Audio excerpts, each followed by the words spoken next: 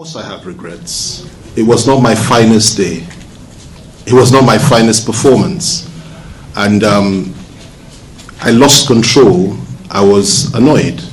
And I allowed my anger to becloud my better judgment.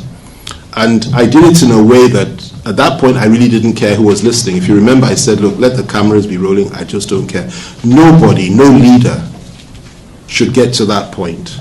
And I disappointed myself, my family, I disappointed my friends, my leaders,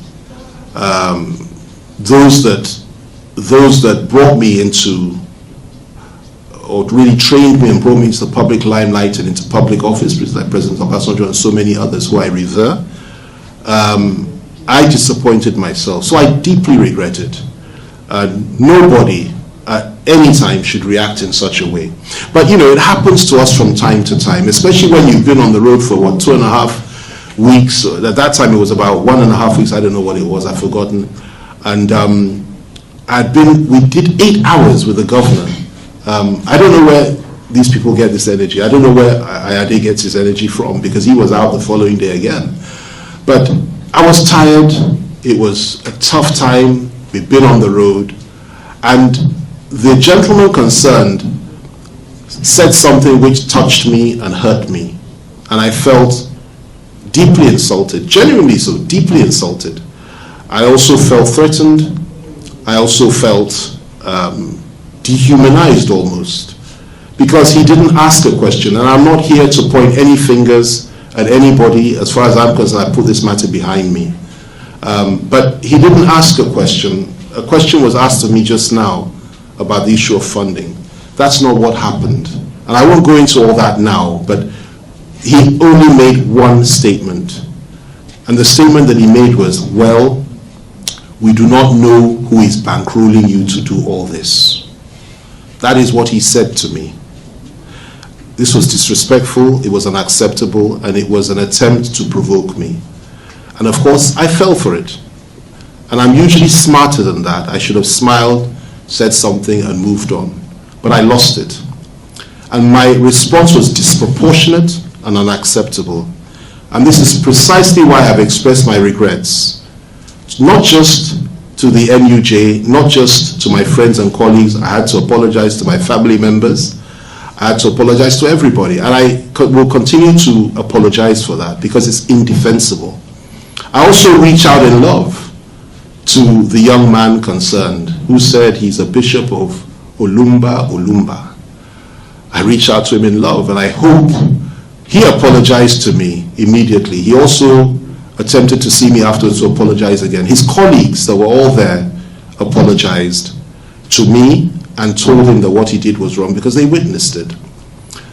So for me, the matter is closed, and I'm also taking this opportunity to reach out to him and to apologize to him personally too for being so harsh, for being so tough.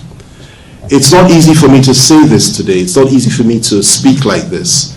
But in my view, it takes courage to take full responsibility for your actions and make it clear that, look, on this one I was wrong. You know, there have been 1 or 2 other interviews in which I've flared up. But if I've done 1,000 interviews, well over that, ever since I joined politics, I've been in this game for many, many years, I tell you, since 1990. And I've done thousands of interviews.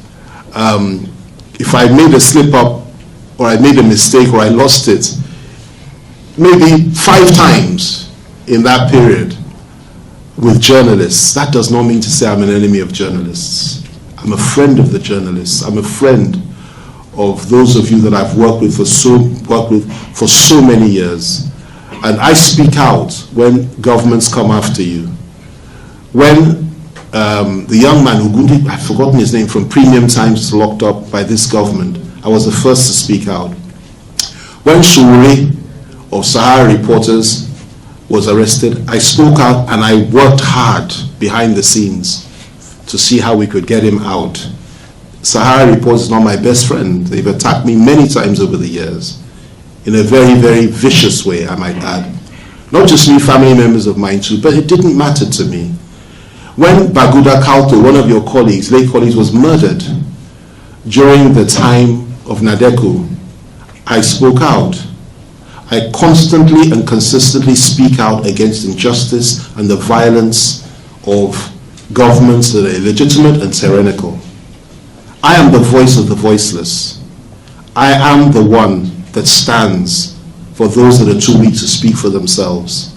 I've been to all the communities, not all, but most of the communities in the north, where people have been slaughtered like flies. Not many of our leaders have done that. I've visited these communities. I've spoken so many times in areas in the north, particularly in the Christian areas, because I happen to be a Christian, but I'm also doing that in Muslim areas as well now, having been to Zamfara and Sokoto, where people are slaughtered like flies. I've spoken against the herdsmen. I've spoken against Boko Haram. I've spoken against the killing of IPOB members. I've spoken against the oppression of the oppressed. That's me. That is me. And I will continue to do that. And so, to those I offended that day, again, I say it once again. I convey my apologies. I say it again now. I lost it. And I shall be more guided next time. Even in the face of provocation, one will now know that sometimes these things are traps in order to make you slip. And what pained me the most, if I might just add this, CPS, is this, that everything I discussed and I said at that conference about the good work of the state governor, and it really was impressive with limited resources, nobody spoke about that anymore. It was all about FFK's mistake, and nobody spoke about the positive things. And I have myself to blame for that. So in my view, I probably failed the state, I probably failed the governor, and I apologize to them too, because what they have been doing and trying to do over there was something that we also focused on. All right?